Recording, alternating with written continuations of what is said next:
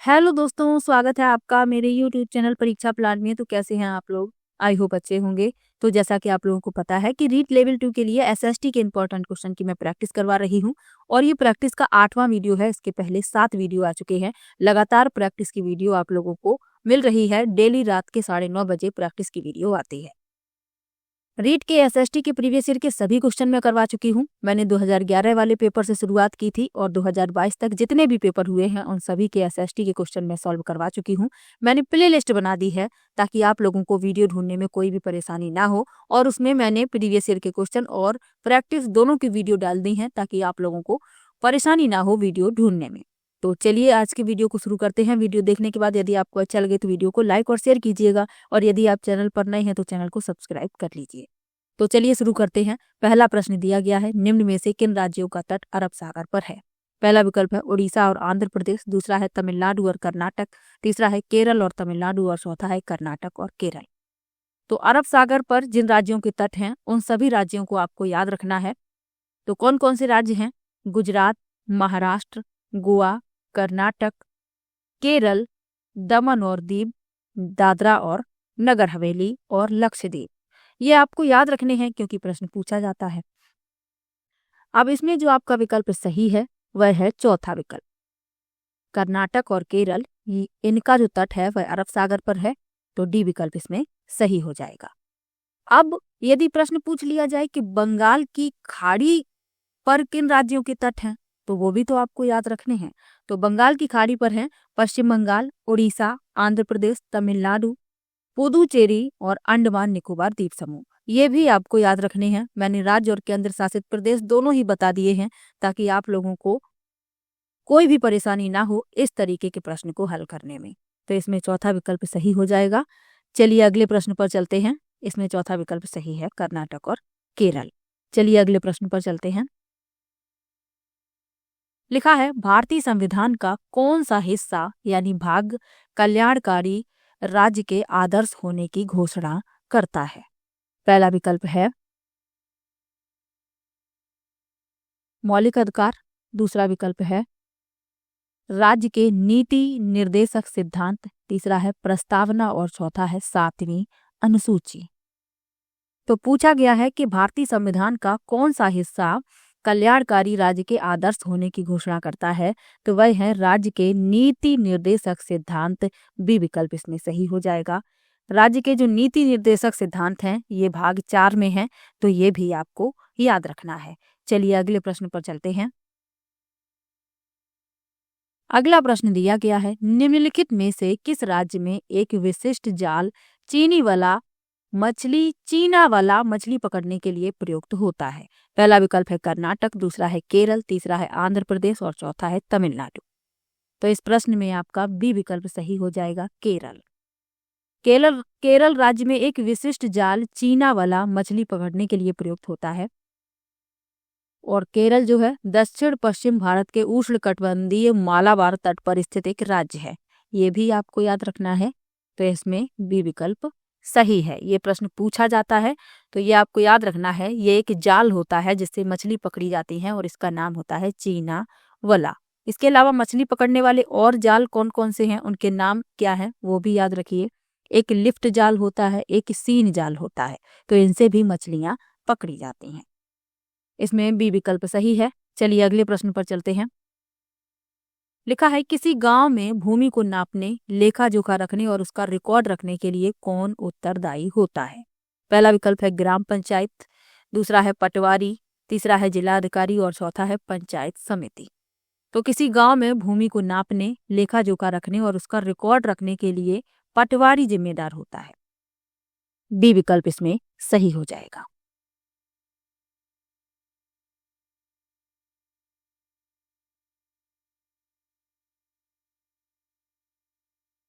अगला प्रश्न है, वही सही क्रम पहचानिए जिसमें बाजार कार्य करते हैं। पहला है उत्पादक, व्यापारी, उपभोक्ता, दूसरा है उत्पादक, उपभोक्ता, व्यापारी, तीसरा है व्यापारी, उत्पादक, उपभोक्ता और चौथा है उपभोक्ता, व्यापारी, उत्पादक। तो जिस क्रम में बाजार कार्य करते हैं वह है उत्पादक, व्यापारी, फिर उपभोक्ता। पहला विकल्प इसमें सही हो जाएगा। बाजार भी कई प्रकार के होते हैं, जैसे साप्ताहिक बाजार है, थोक बाजार है और बड़े बड़े शॉपिंग कॉम्प्लेक्स, ये सभी बाजार ही होते हैं। इसमें सही क्रम बताना था तो इसमें पहला विकल्प सही हो जाएगा। चलिए अगले प्रश्न पर चलते हैं। लिखा है भेदभाव के विरुद्ध लड़ने और सामाजिक न्याय मांगने हेतु महिलाओं के आंदोलन में विभिन्न रणनीतियां प्रयुक्त की गईं।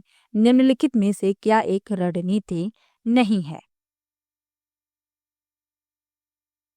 पहला विकल्प है अभियान, दूसरा है बहिष्कृत करना, तीसरा है एकजुटता और चौथा है विरोध करना।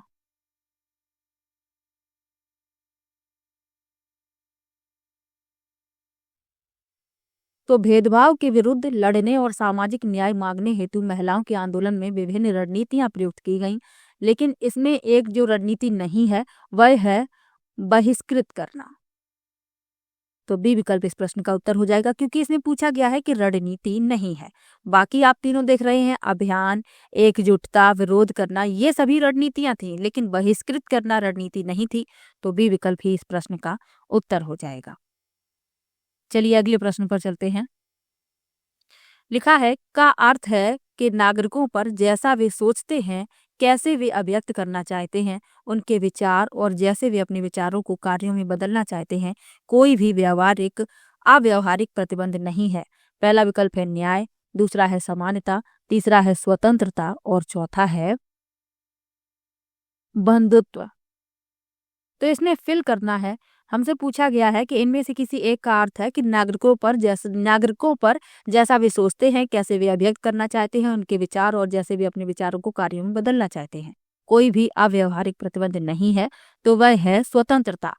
सी विकल्प इसमें सही हो जाएगा। भारतीय संविधान के भाग 3 के तहत अनुच्छेद 1922 तक स्वतंत्रता का अधिकार प्रदान किया गया है। जो 6 मौलिक अधिकार हैं उसमें स्वतंत्रता का अधिकार भी है, तो ये भी आपको याद रखना है। सी विकल्प इसमें सही है, स्वतंत्रता। और 6 मौलिक अधिकार भी आपको याद रखने हैं, मैंने आपको कई बार बताए भी हैं। चलिए अगले प्रश्न पर चलते हैं। लिखा है अशोक के अभिलेख किस लिपि में लिखे गए थे? पहला विकल्प है संस्कृत, दूसरा है देवनागरी, तीसरा है ब्राह्मी और चौथा है तमिल। अगला प्रश्न दिया गया है अशोक के अभिलेख किस लिपि में लिखे गए थे? पहला विकल्प है संस्कृत, दूसरा है देवनागरी, तीसरा है ब्राह्मी और चौथा है तमिल। तो अशोक के अभिलेख लिखे गए थे ब्राह्मी लिपि में। सी विकल्प इसमें सही है। इंपॉर्टेंट प्रश्न है, कई बार पूछा गया है। तो जो ब्राह्मी लिपि है यह भारत में प्रयुक्त सबसे पुरानी लिपियों में से एक है, ये आपको याद रखना है। और इसका विकास मौर्य साम्राज्य के दौरान हुआ था।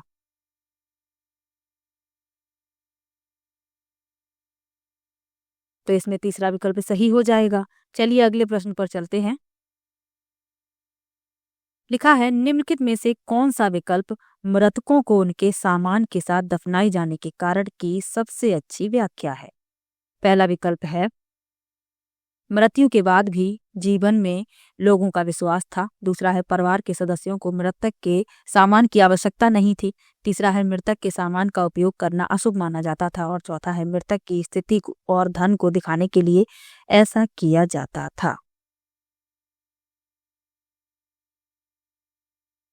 तो मृतकों को उनके सामान के साथ दफनाए जाने के कारण की सबसे अच्छी व्याख्या है कि लोग ऐसा मानते थे कि मृत्यु के बाद भी जीवन है, इसलिए लोगों को उनके सामान के साथ दफनाया जाता था। तो पहला विकल्प इसमें सही हो जाएगा। चलिए अगले प्रश्न पर चलते हैं। लिखा है गुरु नानक द्वारा बनाए गए शुरुआती पवित्र स्थान को किस नाम से जाना जाता था?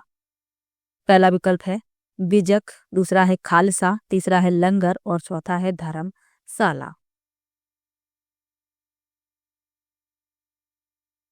तो गुरु नानक द्वारा बनाए गए शुरुआती पवित्र स्थान को धर्मशाला के नाम से जाना जाता था। डी विकल्प इसमें सही हो जाएगा, धर्मशाला। धर्मशाला में गुरु नानक सभा आयोजित करते थे और अपने अनुयायियों को अपनी शिक्षाओं के बारे में पढ़ाते भी थे। तो डी विकल्प इसमें सही है। अब जो और विकल्प लिखे हुए हैं उनके बारे में जान लीजिए।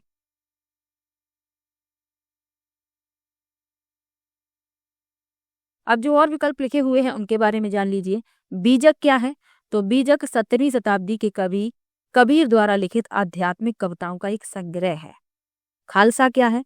खालसा उन आरंभिक सिखों के समुदाय को संदर्भित करता है जो खालसा समारोह से गुजर चुके हैं।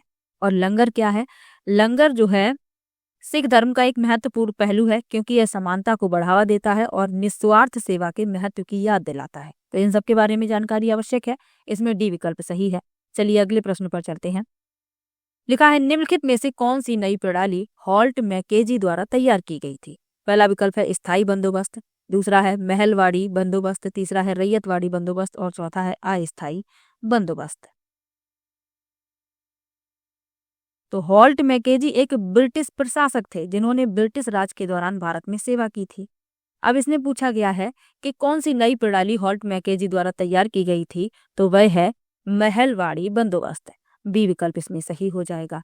कब की थी? तो यह उन्होंने 1822 में की थी। भारत के पंजाब क्षेत्र में महलवाड़ी बंदोबस्त प्रणाली की इन्होंने शुरुआत की थी, तो ये आपको याद रखना है। अब ये जो महलवाड़ी बंदोबस्त प्रणाली है ये है क्या? तो यह एक भू राजस्व प्रणाली थी जहां भूमि को छोटी इकाइयों में विभाजित किया जाता था जिन्हें महाल कहा जाता था। तो इतना आपको याद रखना है। अब जो यहाँ पर लिखा हुआ है रैयतवाड़ी बंदोबस्त, इसके बारे में और जानकारी आवश्यक है। तो रैयतवाड़ी बंदोबस्त भारत के कुछ हिस्सों में शुरू की गई एक अन्य भू राजस्व प्रणाली थी जहां राजस्व सीधे व्यक्तिगत किसानों से एकत्र किया जाता था। तो ये भी आपको याद रखना है। और स्थायी बंदोबस्त, तो इसकी शुरुआत 1793 में लॉर्ड कॉर्नवालिस द्वारा बंगाल में की गई थी। और जो अस्थायी बंदोबस्त है ये भारत के कुछ हिस्सों में राजस्व संग्रह के लिए अल्पकालिक व्यवस्था थी, तो ये भी आपको याद रखना है। और जो रैयतवाड़ी बंदोबस्त है इसकी शुरुआत किसने की थी? तो इसकी शुरुआत 1820 में मद्रास प्रेसिडेंसी में थॉमस मुनरो द्वारा इसे शुरू किया गया था। तो इतना भी आपको साथ में याद रखना है। चलिए अगले प्रश्न पर चलते हैं और इसमें जो विकल्प सही है वह दूसरा विकल्प है। चलिए अगले प्रश्न पर चलते हैं। निम्नलिखित में से किस राज्य के कैकोलार और देवांग समुदाय बुनकरी के लिए प्रसिद्ध थे? पहला विकल्प है पश्चिम भारत, दूसरा है पूर्वी भारत, तीसरा है उत्तर भारत और चौथा है दक्षिण भारत। तो इस प्रश्न में आपका चौथा विकल्प सही हो जाएगा, दक्षिण भारत। ये जो कैकोलार और देवांग समुदाय थे ये मुख्य रूप से भारत के दक्षिणी राज्यों जैसे तमिलनाडु, कर्नाटक और आंध्र प्रदेश में पाए जाते हैं। ये समुदाय रेशम और सूती कपड़े बुनने में माहिर हैं और अपनी जटिल डिजाइन और संरचना के लिए जाने जाते हैं। तो ये भी आपको याद रखना है। डी विकल्प इसमें सही है। चलिए अगले प्रश्न पर चलते हैं। लिखा है इनमें से कौन सा शब्द सूफीवाद से जुड़ा है? सही विकल्प चुनें। पहला लिखा है खानकाह, दूसरा है रक्स, तीसरा है जिक्र और चौथा है स्नान।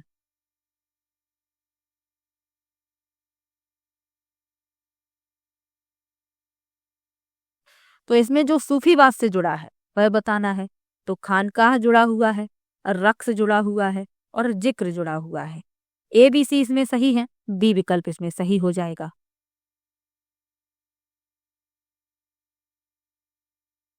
अब जो खानका, रक्स और जिक्र ये हैं क्या, इनके बारे में भी तो जानकारी आवश्यक है।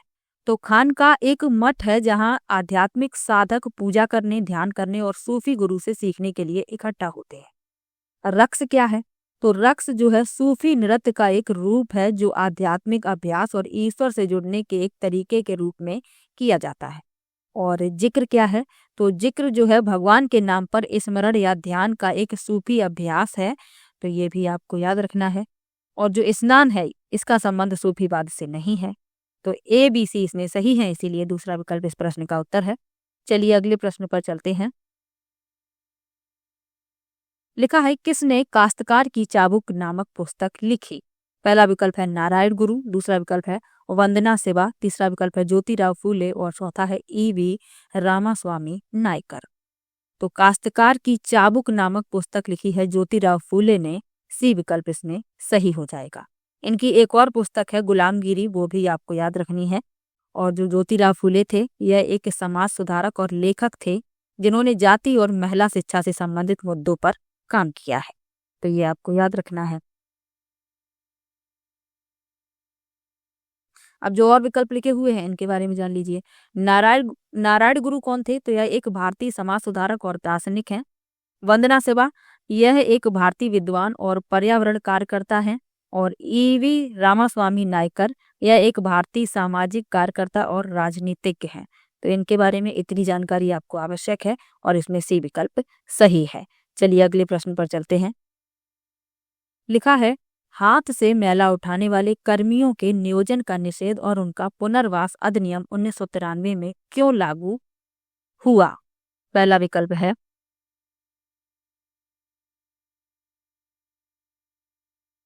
इस क्षेत्र में सफाई कर्मचारी अमानवीय स्थितियों में काम करते हैं। दूसरा है उन्होंने अधिक वेतन की मांग की और कई शहरों में काम करने से मना किया कर दिया।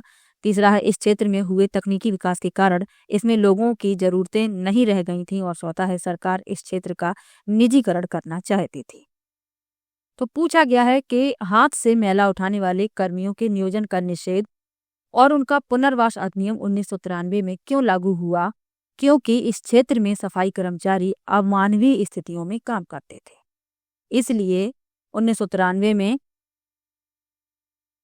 पुनर्वास अधिनियम 1993 में लागू किया गया। तो ये आपको याद रखना है, ए विकल्प इसमें सही हो जाएगा। तो हाथ से मैला धोना एक ऐसी प्रथा थी जहां लोगों को मानव मल को हाथ से साफ करने के लिए नियोजित किया जाता है, जो एक बेहद अमानवीय और अपमानजनक प्रथा है। तो इसीलिए हाथ से मैला उठाने वाले कर्मियों के नियोजन का निषेध और उनका पुनर्वास अधिनियम 1993 में लागू हुआ। तो पहला विकल्प इसमें सही हो जाएगा। चलिए अगले प्रश्न पर चलते हैं।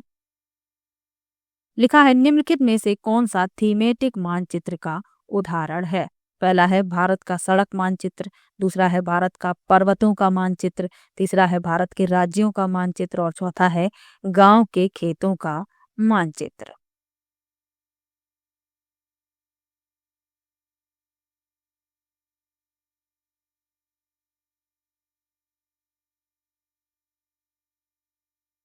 तो थीमेटिक मानचित्र होते क्या है? तो एक ऐसा मानचित्र जो किसी विशेष विषय या विषय क्षेत्र को प्रदर्शित करता है, तो वह कहलाता है थीमेटिक मानचित्र। तो इसमें जो विकल्प सही है वह है पहला विकल्प भारत का सड़क मानचित्र। ये थीमेटिक मानचित्र का उदाहरण है।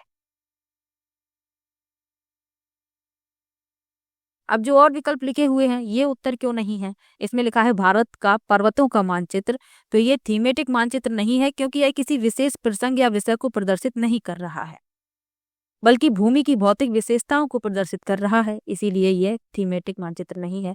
भारत के राज्यों का मानचित्र, तो यह किसी विशेष क्षेत्र को यह भी प्रदर्शित नहीं कर रहा है। और गांव के खेतों का मानचित्र, तो ये भी किसी विशेष क्षेत्र को प्रदर्शित नहीं कर रहा है, इसीलिए ये गलत है। पहला विकल्प इसमें सही हो जाएगा। चलिए अगले प्रश्न पर चलते हैं। लिखा है, सेल के एक प्रकार से दूसरे प्रकार में परिवर्तित होने की प्रक्रिया को कहते हैं। पहला विकल्प है सेल निर्माण, दूसरा है सेल चक्र, तीसरा है सेल परिवर्तन और चौथा है सेल अपघटन। तो सेल के एक प्रकार से दूसरे प्रकार में परिवर्तित होने की प्रक्रिया को सेल चक्र कहते हैं, रॉक साइकिल। तो इसमें दूसरा विकल्प सही हो जाएगा। सेलें 3 प्रकार की होती हैं, आग्नेय, अवसादी और रूपांतरित। रूपांतरित को ही कायांतरित कहते हैं, तो आपको कंफ्यूज नहीं होना है। बी विकल्प इसमें सही है। चलिए अगले प्रश्न पर चलते हैं। महासागरीय जल का लयबद्ध रूप से दिन में 2 बार उठना एवं गिरना कहलाता है। पहला विकल्प है तरंगे, दूसरा है ज्वार भाटा, तीसरा है महासागरीय धाराएं और चौथा है सुनामी। तो महासागरीय जल का लयबद्ध रूप में दिन में 2 बार उठना और गिरना ज्वार भाटा कहलाता है। बी विकल्प इसमें सही हो जाएगा। सूर्य और चंद्रमा द्वारा पृथ्वी की सतह पर लगाया गया तीव्र गुरुत्वाकर्षण बल ज्वार भाटा उत्पन्न करता है, तो ये भी आपको याद रखना है। तो इसमें आपका बी विकल्प सही है, ज्वार भाटा। चलिए अगले प्रश्न पर चलते हैं। निम्नलिखित में से आने वाली सुनामी का पहला संकेत कौन सा है? पहला विकल्प है तटीय क्षेत्र में आता हुआ जल, दूसरा है तटीय क्षेत्र से जल में कमी आती है, दूसरा है तटीय क्षेत्र की तरफ बढ़ती विशालकाय तरंग, और चौथा है तटीय क्षेत्र से आती हुई विशालकाय तरंग। तो जब सुनामी आती है तो पहला संकेत होता है कि तटीय क्षेत्र से जल में कमी आ जाती है। बी विकल्प इसमें सही हो जाएगा। और सुनामी जो है निम्न कारण से उत्पन्न हो सकती हैं: ज्वालामुखी विस्फोट के कारण, पनडुब्बी भूस्खलन के कारण। तो इस कारण से भी सुनामी उत्पन्न हो जाती हैं। 26 दिसंबर 2004 को सुनामी ने भारत को प्रभावित किया था, ये आपको याद रखना है।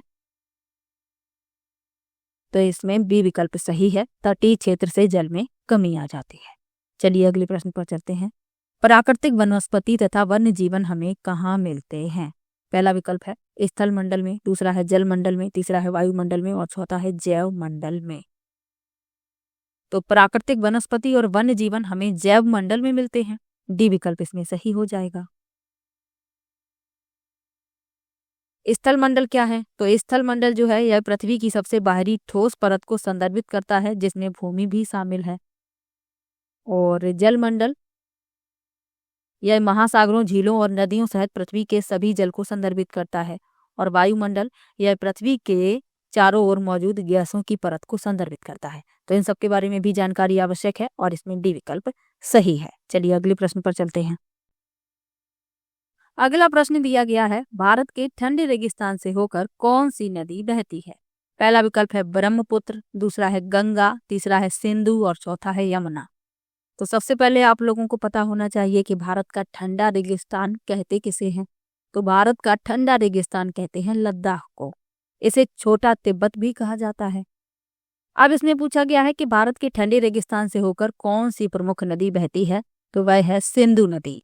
सी विकल्प इसमें सही हो जाएगा।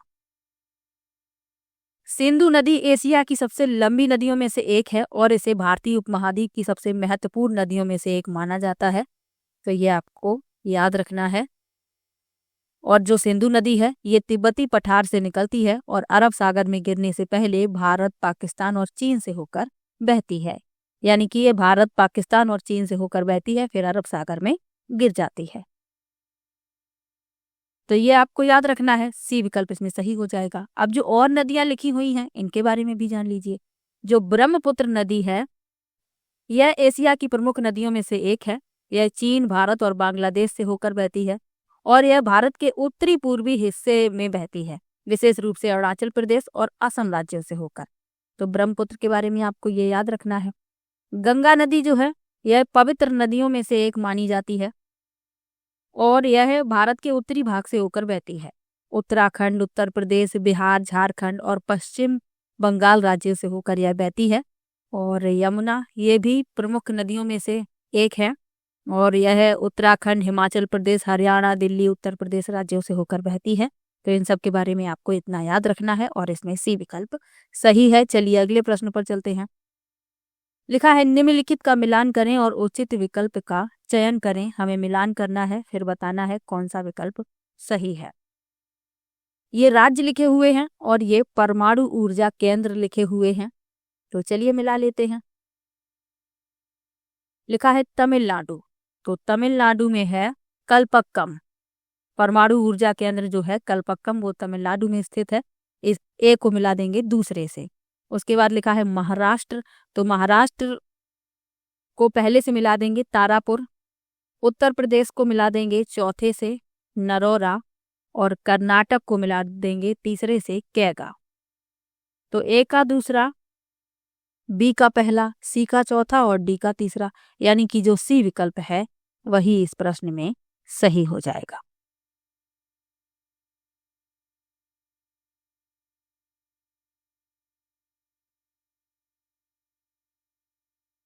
चलिए अगले प्रश्न पर चलते हैं। अगला प्रश्न दिया गया है निम्नलिखित नामों पर विचार करें। नाम दिए गए हैं मिल्पा, लद्दांग, रोका, चीरू। ऊपर दिए गए नाम किनसे संबंधित हैं? पहला विकल्प है स्थानांतरी कृषि और विलुप्त प्रजातियां, दूसरा है स्थानांतरी कृषि और चावल का प्रकार, तीसरा है विलुप्त प्रजातियां और चौथा है चावल यानी धान का प्रकार।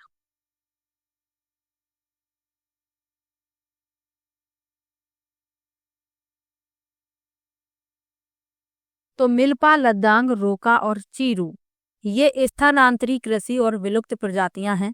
पहला विकल्प इसमें सही हो जाएगा। स्थानांतरी कृषि के बारे में मैंने आपको कई बार बताया भी है कि भूमि के एक बड़े क्षेत्र को साफ किया जाता है और उस पर जो खरपतवार, घास वगैरह उगाती है उसे काट कर वहीं जला दिया जाता है। जो राख मिलती है उसे भूमि में ही मिला दिया जाता है, फिर बीज छिड़क दिए जाते हैं। तो इस प्रकार से खेती की जाती है और एक साथ कई फसलें भी उगा ली जाती हैं।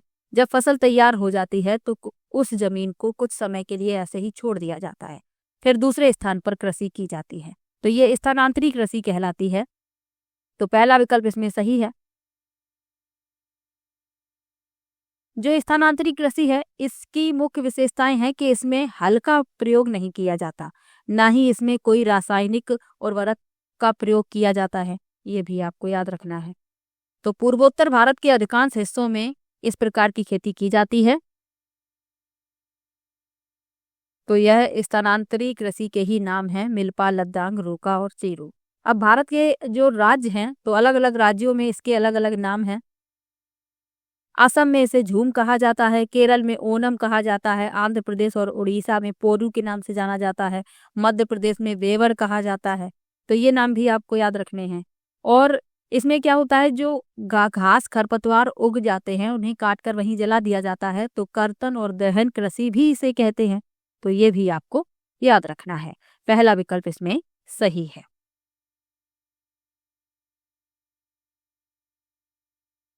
अब जो ये नाम लिखे हुए हैं ये अलग अलग देशों में स्थानांतरी कृषि के नाम हैं। जैसे कि जो रोका है तो रोका ब्राजील में कहते हैं स्थानांतरी कृषि को, और मिल्पा कहते हैं युकाटन और ग्वाटेमाला में। तो लद्दांग कहते हैं जावा और इंडोनेशिया में। इसके अलावा जो तवी है, तवी कहते हैं मेडागास्कर में। फांग कहते हैं भूमध्य रेखी अफ्रीकी देश में। लोगान कहते हैं पश्चिमी अफ्रीका में। इचलिन कहते हैं ग्वाडेलोप में। तो ये स्थानांतरी कृषि के अलग अलग नाम हैं। अलग अलग देशों में इन्हें अलग अलग नामों से पुकारा जाता है। तो ये आपको याद रखना है और पहला विकल्प इसमें सही है। चलिए अगले प्रश्न पर चलते हैं। लिखा है भारत का वर्णन करते हुए किसने अनेकता में एकता मुहावरे का प्रयोग किया। पहला विकल्प है महात्मा गांधी, दूसरा विकल्प है रविंद्रनाथ टैगोर, तीसरा विकल्प है जवाहरलाल नेहरू और चौथा विकल्प है बाल गंगाधर तिलक। तो भारत का वर्णन करते हुए अनेकता में एकता मुहावरे का प्रयोग किया पंडित जवाहरलाल नेहरू ने। सी विकल्प इसमें सही हो जाएगा। पंडित जवाहरलाल नेहरू स्वतंत्र भारत के पहले प्रधानमंत्री थे। तो ये भी आपको याद रखना है। महात्मा गांधी को राष्ट्रपिता कहा जाता है। रविंद्रनाथ टैगोर ने राष्ट्रगान लिखा है और बाल गंगाधर तिलक राष्ट्रवादी नेता थे जिन्होंने ब्रिटिश शासन से पूर्ण स्वतंत्रता की वकालत की और अपने नारे स्वराज मेरा जन्मसिद्ध अधिकार है और मैं इसे लेकर रहूंगा के लिए इन्हें जाना जाता है। तो ये आपको याद रखना है। चलिए अगले प्रश्न पर चलते हैं। लिखा है भारतीय संघीय व्यवस्था के अंतर्गत निम्नलिखित में से किस विषय पर केंद्र सरकार कानून नहीं बना सकती। पहला विकल्प है बैंकिंग, दूसरा है संचार, तीसरा है पुलिस और चौथा है मुद्रा।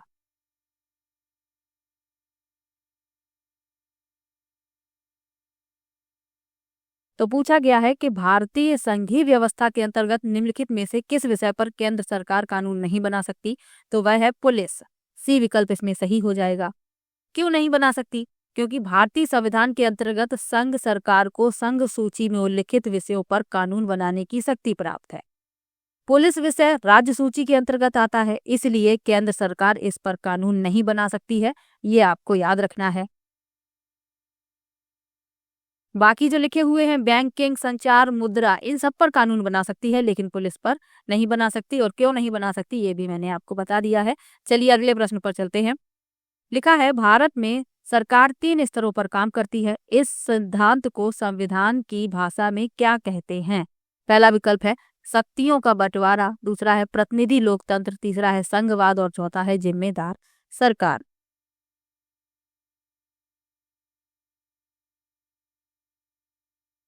तो पूछा गया है कि भारत में सरकार 3 स्तरों पर काम करती है। इस सिद्धांत को संविधान की भाषा में क्या कहते हैं? तो इसे संघवाद कहते हैं। सी विकल्प इसमें सही हो जाएगा। तो संघवाद जो है यह सिद्धांत सरकार की एक प्रणाली को संदर्भित करता है जहां सत्ता केंद्र सरकार और राज्य सरकारों के बीच विभाजित होती है। तो तीसरा विकल्प इसमें सही है।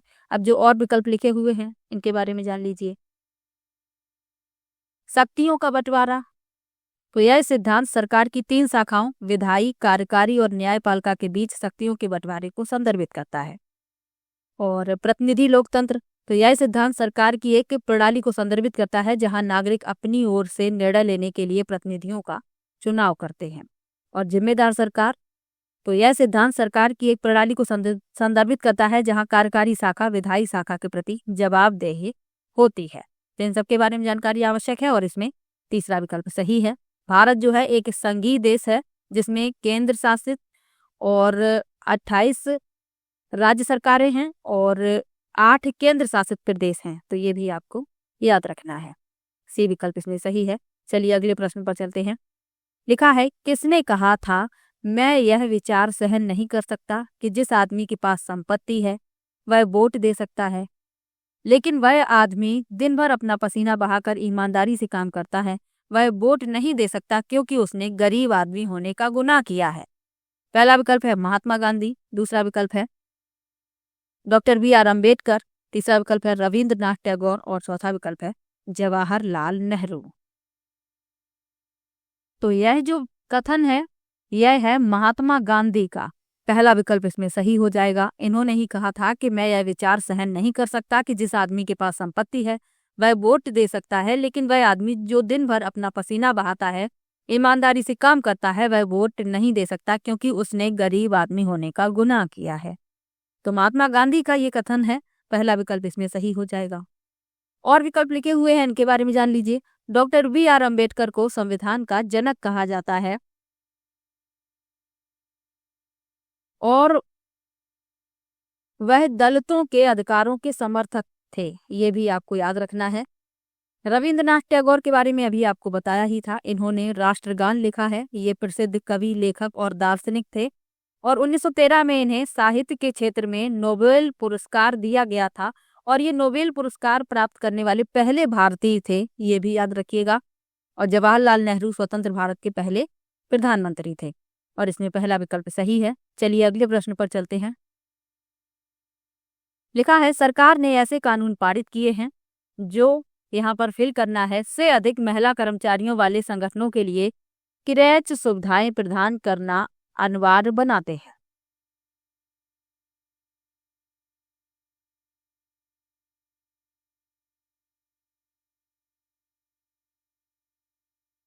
पहला विकल्प है 15, दूसरा विकल्प है 20, तीसरा है 25 और चौथा है 30। तो सरकार ने ऐसे कानून पारित किए हैं जो 30 से अधिक महिला कर्मचारियों वाले संगठनों के लिए क्रैच सुविधाएं प्रदान करना अनिवार्य बनाते हैं। तो डी विकल्प इसमें सही हो जाएगा, 30।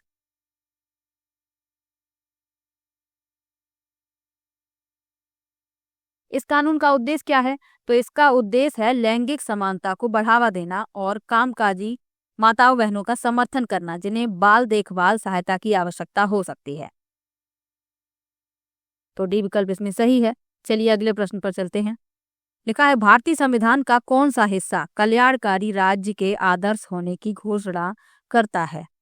ये प्रश्न जो है रिपीट हो गया है। ये प्रश्न मैंने अभी लिया भी था। तो इसमें जो विकल्प सही है वह है दूसरा विकल्प है राज्य के नीति निर्देशक सिद्धांत। चलिए अगले प्रश्न पर चलते हैं। लिखा है, संसद द्वारा पारित कानूनों को न्यायपालिका को बदलने का अधिकार है यदि वह मानती है कि वह संविधान की मूलभूत संरचना का उल्लंघन है कहलाता है। पहला विकल्प है न्यायिक सक्रियतावाद, दूसरा है मूलभूत क्षेत्राधिकार, तीसरा है न्यायिक पुनरीक्षण और चौथा है अपीलीय क्षेत्राधिकार। तो पूछा गया है कि संसद द्वारा पारित कानूनों को न्यायपालिका को बदलने का अधिकार है यदि वह मानती है कि वह संविधान की मूलभूत संरचना का उल्लंघन है। तो यह कहलाता है न्यायिक समीक्षा या न्यायिक पुनरीक्षण। सी विकल्प इसमें सही हो जाएगा। तो न्यायिक पुनरीक्षण या न्यायिक समीक्षा उन कानूनों की समीक्षा करने और उन्हें रद्द करने की न्यायपालिका में निहित शक्ति है जो असंवैधानिक हैं या संविधान के मूल सिद्धांतों का उल्लंघन करते हैं। तो तीसरा विकल्प इसमें सही हो जाएगा। चलिए अगले प्रश्न पर चलते हैं। लिखा है घरेलू हिंसा से महिलाओं की सुरक्षा हेतु एक्ट प्रभावी हुआ। पहला विकल्प है 2002 में, दूसरा है 2004 में, तीसरा है 2005 में और चौथा है 2006 में। तो घरेलू हिंसा आमतौर पर किसी वयस्क पुरुष और आमतौर पर पति द्वारा अपनी पत्नी को पहुंचाई गई चोट या हानि या क्षति या धमकी को संदर्भित करता है। घरेलू हिंसा से महिलाओं का संरक्षण अधिनियम 2005 में भारतीय संसद द्वारा पारित एक अधिनियम है जो महिलाओं को घरेलू हिंसा से बचाने के लिए बनाया गया है। इसे भारत सरकार और महिला एवं बाल विकास मंत्रालय द्वारा 26 अक्टूबर 2006 को लागू किया गया था। तो डी विकल्प इसमें सही हो जाएगा 2006।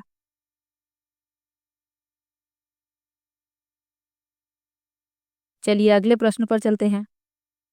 अगला प्रश्न दिया गया है इंडस शब्द को संस्कृत में कहा जाता है। पहला विकल्प है हिंदोस, दूसरा है इंडोस, तीसरा है सिंधु और चौथा है भारत। तो इंडस शब्द को संस्कृत में सिंधु कहा जाता है। सी विकल्प इसमें सही हो जाएगा, सिंधु।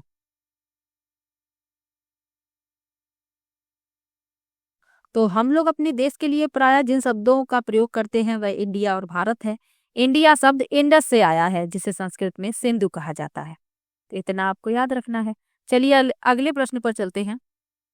अगला प्रश्न है निम्नलिखित में से कौन सा महापाषाण युगीन है। पहला प्रश्न है ब्रह्मगिरी, दूसरा है दाऊजली हेडिंग, तीसरा है भीमबेटका और चौथा है मेहरगढ़। तो महापाषाण युगीन पूछा गया है, तो महापाषाण युगीन है ब्रह्मगिरी। ए विकल्प इसमें सही हो जाएगा। अब जो और विकल्प लिखे हुए हैं ये किस काल से संबंधित है ये भी जान लीजिए। दाऊजली हेडिंग ये नवपाषाण स्थल है, भीमबेटका ये पुरापाषाण काल और मध्य पाषाण काल से इसका संबंध है और मेहरगढ़ ये भी नवपाषाण काल से संबंधित है। तो इन सब के बारे में भी याद रखिए। ए विकल्प इसमें सही है। चलिए अगले प्रश्न पर चलते हैं। लिखा है 1720 में ब्रिटिश सरकार ने इंग्लैंड में भारत में छापे गए सूती कपड़े छींट के इस्तेमाल पर पाबंदी लगाने के लिए निम्नलिखित में से कौन सा कानून पारित किया। पहला विकल्प है सूती अधिनियम, दूसरा है कैलिको अधिनियम, तीसरा है छींट अधिनियम और चौथा है भारत व्यापार अधिनियम।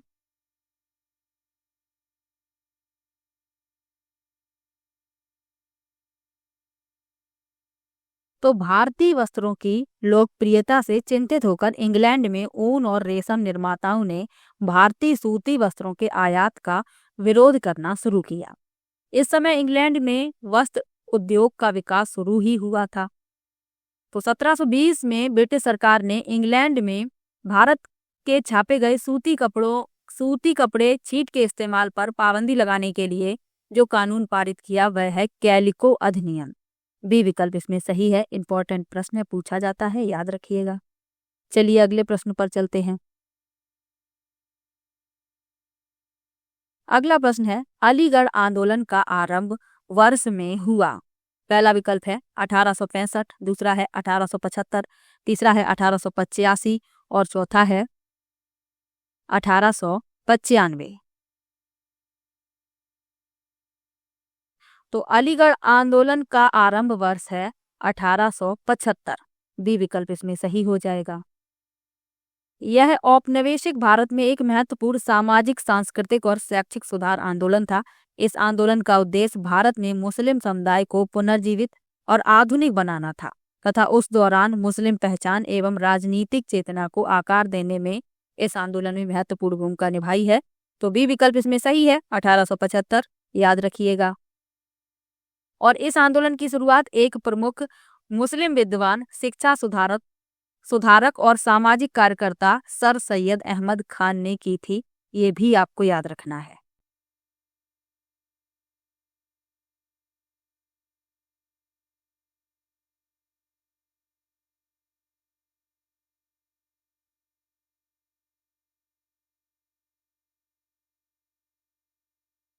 चलिए अगले प्रश्न पर चलते हैं। लिखा है संविधान सभा की बैठकें किन स्थानों पर हुई? पहला विकल्प है नई दिल्ली, दूसरा है कोलकाता, बॉम्बे, मद्रास। अब बताना है किन किन स्थानों पर हुई हैं, वह विकल्प बताना है।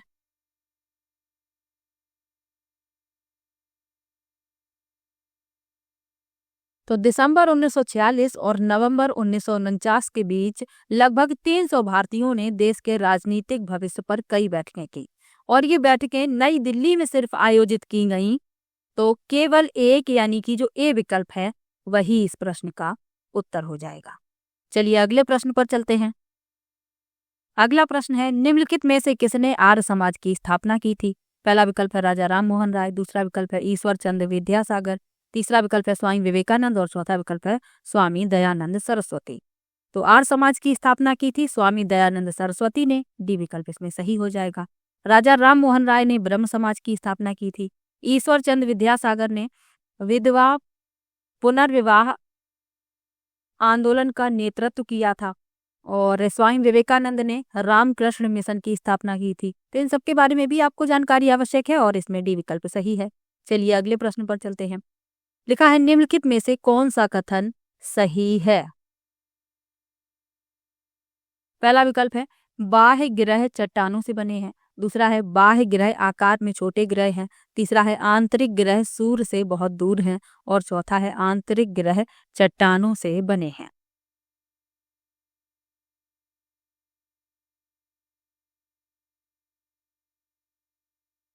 तो सौरमंडल में 8 ग्रह हैं। सूर्य से दूरी के अनुसार सबसे निकट है बुध, बुध के बाद है शुक्र, शुक्र के बाद है पृथ्वी, पृथ्वी के बाद है मंगल, मंगल के बाद है बृहस्पति, बृहस्पति के बाद है शनि, शनि के बाद है अरुण, अरुण के बाद है वरुण। ये 8 ग्रह हैं। अब इसमें पूछा गया है कौन सा कथन सही है? तो आंतरिक ग्रह चट्टानों से बने हैं, चौथा विकल्प इसमें सही है। आंतरिक ग्रह हैं कौन कौन से? तो आंतरिक ग्रह हैं बुध, शुक्र, पृथ्वी और मंगल। तो ये आंतरिक ग्रह हैं। और बाह्य ग्रह कौन कौन से हैं? बाह्य ग्रह हैं बृहस्पति, शनि, अरुण और वरुण। तो ये आपको याद रखना है। चलिए अगले प्रश्न पर चलते हैं। निम्नलिखित का मिलान कीजिए। हमें मिलान करना है, फिर बताना है कौन सा विकल्प सही है। लिखा है यंग बंगाल आंदोलन यानी यंग बंगाल मूवमेंट। तो इन्हें मिला देंगे हेनरी डेरोजियो से, ए को चौथे से मिला देंगे। फिर लिखा है रामकृष्ण मिशन, तो रामकृष्ण मिशन स्वामी विवेकानंद, इन्हें तीसरे से मिला देंगे।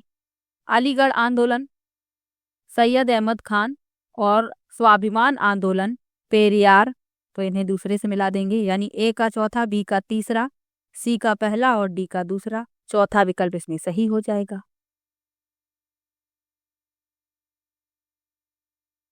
चलिए अगले प्रश्न पर चलते हैं। आखिरी प्रश्न है ये। लिखा है इसमें भी मिलान करना है। चलिए मिला लेते हैं। अंटार्कटिका में शोध केंद्र, तो अंटार्कटिका में शोध केंद्र का नाम क्या है? दक्षिण गंगोत्री, इसे मिला देंगे चौथे से। विश्व की सबसे लंबी नदी, तो वो है नील नदी, इसे पहले से मिला देंगे।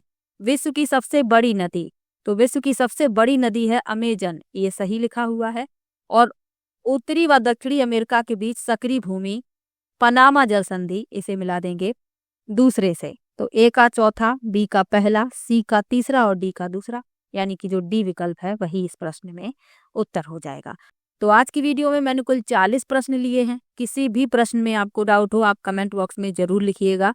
अभी तक मैं 35 प्रश्न ले रही थी, किसी वीडियो में 36 प्रश्न ले रही थी। तो इस तरीके से मैंने प्रश्न लिए हैं। आज की वीडियो में मैंने सबसे ज़्यादा प्रश्न लिए हैं, 40 प्रश्न। तो किसी भी प्रश्न में आपको डाउट हो आप कमेंट बॉक्स में जरूर लिखिएगा। मिलते हैं नेक्स्ट वीडियो में, और वीडियो कैसा लगा ये भी कमेंट बॉक्स में जरूर बताइएगा। मिलते हैं नेक्स्ट वीडियो में, तब तक के लिए बाय बाय।